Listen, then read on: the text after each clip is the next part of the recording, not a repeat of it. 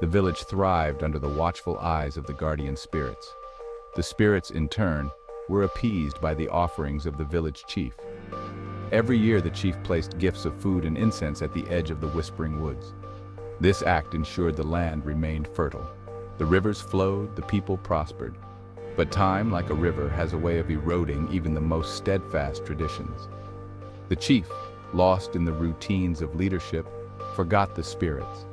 The villagers, accustomed to their chief's wisdom, remained oblivious. They continued their daily lives, unaware of the pact being broken. The spirits, however, noticed. They felt the neglect like a slap in the face.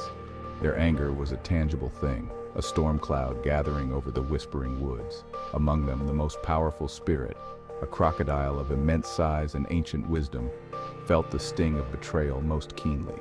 He vowed revenge. He would teach the villagers a lesson they wouldn't soon forget. A drought would grip the land so severe that it would crack the earth and parch the throats of men. Only then, the crocodile reasoned, would they understand the price of their chief's forgetfulness. The spirits, their anger fueled by the crocodile's rage, withdrew their protection from the village. The sky, once a generous blue, turned into a mocking, cloudless expanse. The sun, once a life-giver, became an unforgiving tormentor. The earth, no longer nourished by the spirit's benevolence, began to crack under its own dryness. The once abundant river, the lifeblood of the village, slowed to a trickle. Its clear water turned stagnant and green. Fish, once plentiful, floated belly up. Their lifeless eyes stared accusingly at the sky. The villagers, initially confused by the sudden shift in their fortunes, grew increasingly desperate. Their crops withered in the fields, their leaves turning to brittle ghosts of their former selves. The once vibrant marketplace, overflowing with the bounty of the land, grew eerily silent. The laughter of children, once a constant melody in the village, was replaced by the hushed whispers of worried parents. The chief, jolted out of his complacency, finally realized the gravity of his mistake. He had forgotten the spirits, and they, in turn, had forgotten his people.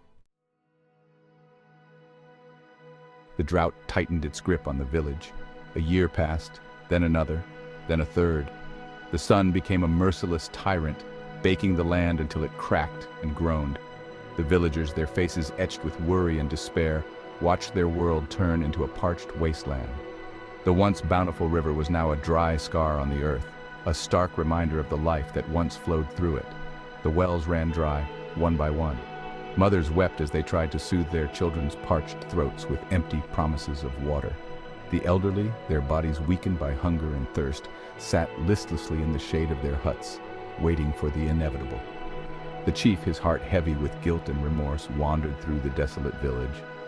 He saw the suffering of his people and knew he was responsible. His neglect had brought this curse upon them. He had failed his people, and the weight of their suffering pressed down on him like a physical burden. The time for excuses was over. He had to find a way to appease the spirits, to bring an end to the drought that was slowly killing his people. The chief, his face etched with worry and guilt, called upon the village elders. The elders, their own faces gaunt from hunger, gathered in the chief's hut. The air was thick with despair and the smell of stale water.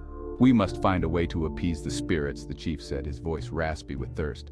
"They have abandoned us." The elders nodded grimly. They had all felt the spirits' withdrawal, the sudden absence of their benevolent presence. "The spirits are angry," one elder croaked, his voice barely a whisper. "They believe we have forgotten them." "And they are right," the chief said, his voice heavy with remorse. "I have forgotten them.